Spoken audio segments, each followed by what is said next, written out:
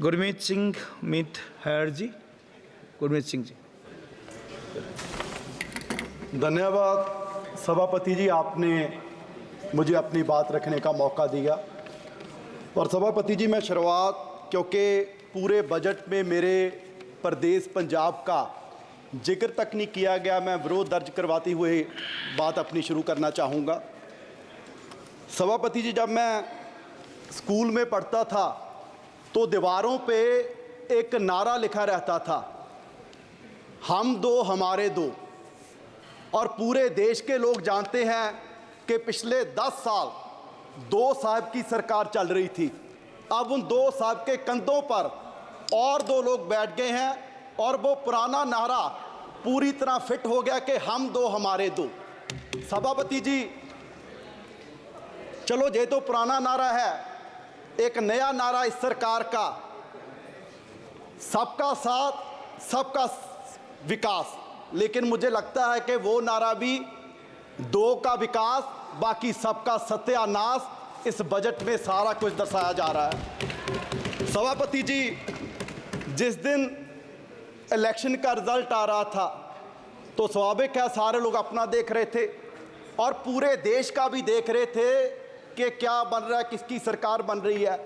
और जब बीजेपी की सुई 230 और 40 के बीच अटकी हुई थी तो हम सोच रहे थे कि 5-10 और कम हो जाएं और कम हो जाएं। लेकिन अब मैं कहता हूं भगवान का शुक्र है कि आपकी 240 आ गई। अगर 5-10 और कम हो जाती, पता नहीं बाबूजी नायडू जी के साथ कोई और बाबूजी आ जाते और इस वजह से और शिक्षा का, स्वास्थ्य का, मनरेगा का और किसानों का बजट और कम हो जाता। मैं समझता हूं कि पिछले 77 वर्ष से इतना मजबूरी बस बजट किसी सरकार ने नहीं पेश किया होगा जितना इस बार एनडीए सरकार ने बजट पेश किया है। मैं समझता हूं कि ऐसे नहीं कि हमारे जितने विपक्ष के साथी हैं वो बहुत खुश होंगे इस बजट से, क्योंकि हरियाणा वाले हैं, महाराष्ट्र वाले हैं, उनके वहाँ तो इलेक्शन भी है। लेकिन मैं उनको कहना चाहता हूं कि आप सरकार की मजबूरी समझिए। यूं ही कोई इतना बेवफा नहीं होता, कुछ तो मजबूरियां रही होंगी और मजबूरी सिर्फ यही है कि वो सत्ता वाली कुर्सी बचानी है और उसके लिए कुछ भी करना पड़ जाए। और उसके लिए आपने अपने बजट में जो 4 बातों का जिक्र किया है कि युवा का, किसान का, महिलाओं का, गरीबों का ख्याल इस बजट में रखा गया है। क्या हुआ? तो सभापति जी, किसानों से वादा किया गया था कि 2 गुना उनकी आमदनी करेंगे, एमएसपी का वादा किया गया। लेकिन बड़े दुख की बात है कि इसमें 27% फर्टिलाइजर पे सब्सिडी कम करके उन किसानों पर नया बोझ पाने का काम किया गया और उनकी आमदनी और कम कर दी गई। क्या आपने कहा कि गरीबों की सरकार है और गरीबों को सबसे बड़ा बेनिफिट पूरे देश भर में अगर मिल रहा था तो मनरेगा से मिल रहा था और उसका भी बजट कम कर दिया। और उसमें जो महिलाओं की बात इसमें की गई है, सबसे ज़्यादा महिलाएं ग्रामीण क्षेत्र से, अगर कहीं से उनको इनकम है तो मनरेगा से है। सो बड़ी शर्म की बात है, आपने ना गरीबों को छोड़ा ना महिलाओं को छोड़ा। और उसके बाद युवा की बात की गई। सर, आपके ही इकोनॉमिक सर्वे में जिक्र किया गया कि भारत क्योंकि युवा देश है, यंगिस्तान है, तो यहाँ एआई पर हमारे रिसर्च नहीं हो रहा। जितने रिसर्च पेपर्स हैं, अगर हम अमेरिका से कंपैरिजन करें, चाइना से कंपैरिजन करें तो हम बहुत पीछे हैं। तो उस पर फंड देने की जरूरत थी। पर सर, बड़े दुख की बात है कि आपने आईआईटीज का बजट कम कर दिया, आईएमएम्स का बजट कम कर दिया। क्या इस तरीके से हम देश को आगे लेके जाएंगे?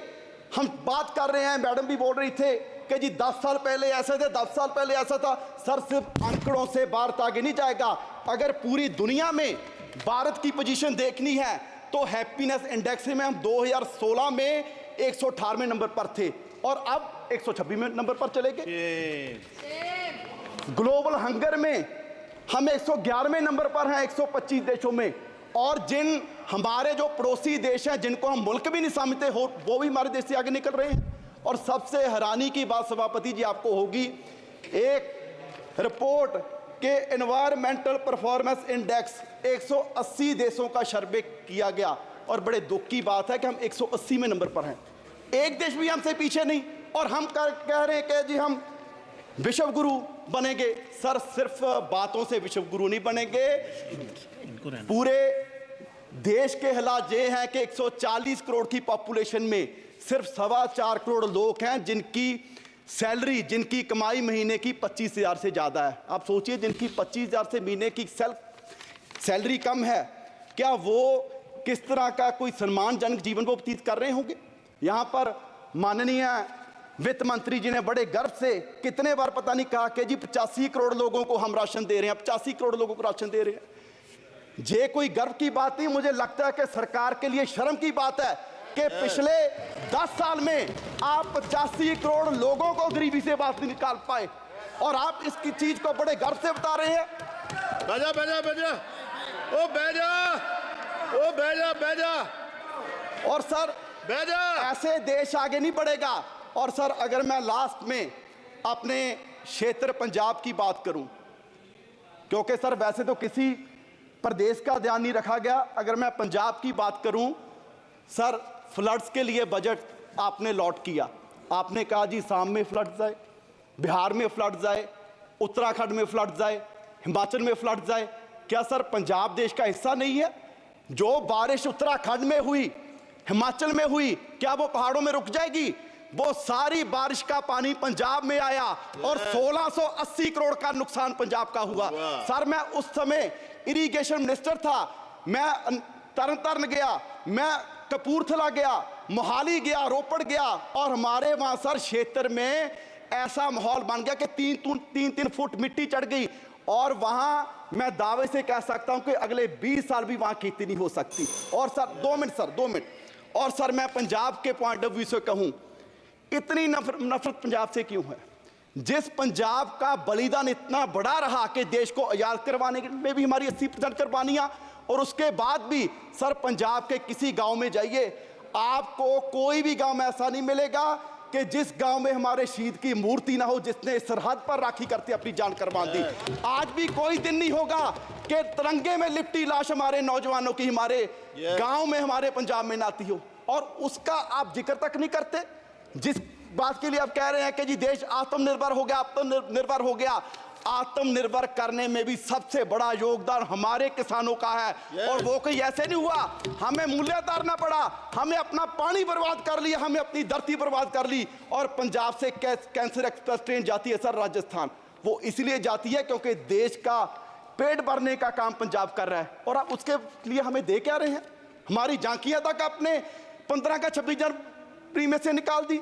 सो सर मेरी मांग है कि पंजाब को स्पेशल पैकेज दिया जाए, हमारी इंडस्ट्री बर्बाद हो रही है उसके लिए स्पेशल पैकेज दिया जाए। और ये बजट मैं कहूंगा कि सिर्फ धन्यवाद जी, धन्यवाद कुर्सी बचाने का हनुमान बजट है। बेनीवाल जी। देश